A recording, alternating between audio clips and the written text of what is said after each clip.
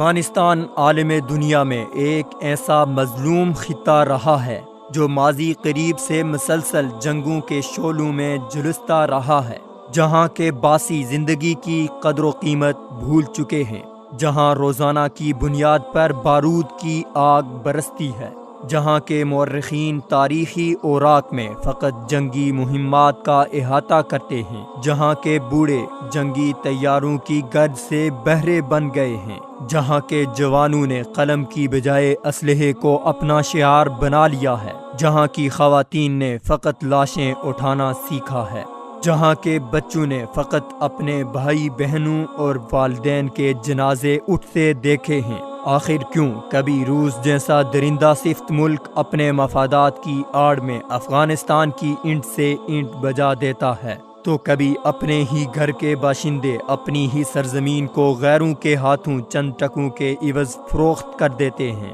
تو کبھی امریکہ ایک ڈرامائی انداز میں ایک شخص کے قتل کے در پہ پورے ملک کا امن داؤ پر لگا دیتا ہے۔ اگر ہم افغانستان کے نظام معیشت پر نظر دوڑائیں تو افغانستان کی سرزمین گزشتہ 40 سال سے جنگ زدہ ہے۔ ان کی معیشت کا دار و مدار پہلے وقتوں کے بادشاہوں اور مہاراجاؤں کی باہمی چپقلشوں سے مزین تھا، تو آج بھی ان کی معیشت دنیا کی نام نہاد کمیونسٹ معیشتوں، سرمایہ دارانہ نظام یا پھر آج کی جمہوریت کے سہارے چل رہی ہے۔ دیکھنے کو یہ ایک خشک ہوادار ویران پہاڑی سلسلوں کا ملک ہے، جس میں جانے یا نکلنے کو فقط چند زمینی درے، راستے یا پھر فضائی سلسلے ہی دستیاب ہیں، مگر پھر بھی کسی نہ کسی بہانے سے یہ دنیا کی بڑی طاقتوں کے درمیان رسا کشی کا اکھاڑا بنا رہا ہے۔ اس غریب اور پسماندہ ملک کو پانے کے لیے کل اگر راجے مہاراجے لڑتے بڑھتے رہے ہیں تو 2 صدیاں قبل تاج برطانیہ نے بھی اس پر براہ راست تسلط جمانے کی ازحد کوشش کی تھی۔ نصف صدی قبل یہاں پر سوویت یونین کو شکست ہوئی تھی، تو اب 2 عشروں سے امریکی سربراہی میں دنیا کا طاقتور ترین نیٹو اتحاد بھی شکست سے دوچار رہا ہے۔ سوویت یونین تو خیر ریزہ ریزہ ہو کر بکھر چکا ہے، جبکہ امریکہ بھی اس سمت رواں دواں ہے۔ اس سے اندازہ لگایا جا سکتا ہے کہ افغانستان کی معیشت کو سنبھلنے کا موقع ہی نہیں مل رہا، جس کی بنا پر یہ کہا جا سکتا ہے کہ افغانستان کی معیشت میں بہتری آ سکتی ہے۔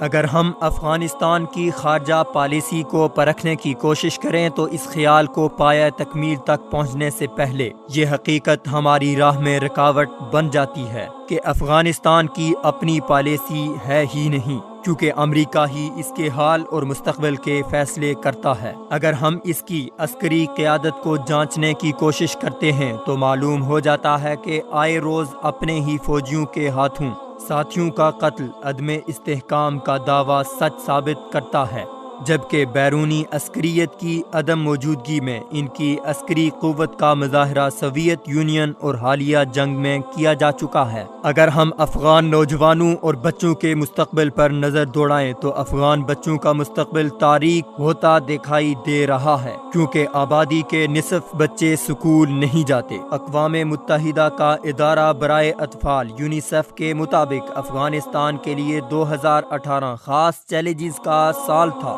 جس کے دوران تشدد کی لہر میں اضافہ آیا، خشک سالی بڑھی، کھانے کی اشیاء کی دستیابی میں غیر معمولی حد تک کمی واقع ہوئی، غربت میں اضافہ آیا، سماجی خدمات کے نظام میں ابتری کے باعث بچوں کی اموات میں انتہائی اضافہ دیکھا گیا، جبکہ اس وقت افغانستان میں 60 لاکھ افراد کو انسانی ہمدردی کی بنیاد پر امداد کی ضرورت ہے، جس میں سے نصف تعداد بچوں کی ہے۔ یونیسیف کی رپورٹ کے مطابق 30 لاکھ سے زائد بچے اسکول نہیں جا پاتے، جس میں سے 60% تعداد لڑکیوں کی ہے۔ بچوں میں غذائیت کی شدید کمی لاحق ہے، جبکہ باقی دنیا کی سطح پر 5 لاکھ بچوں کی غذائی ضروریات پوری نہیں ہو پا رہی ہیں۔ افغانستان میں تعلیم، صحت، دماغی اور جسمانی نشو و نما کے حوالے سے بچوں کی زندگی اور مستقبل داؤ پر لگایا ہوا ہے۔ صرف سال 2018 کی 3/4 کے دوران اب تک 5000 بچے ہلاک یا اپاہج ہو چکے ہیں۔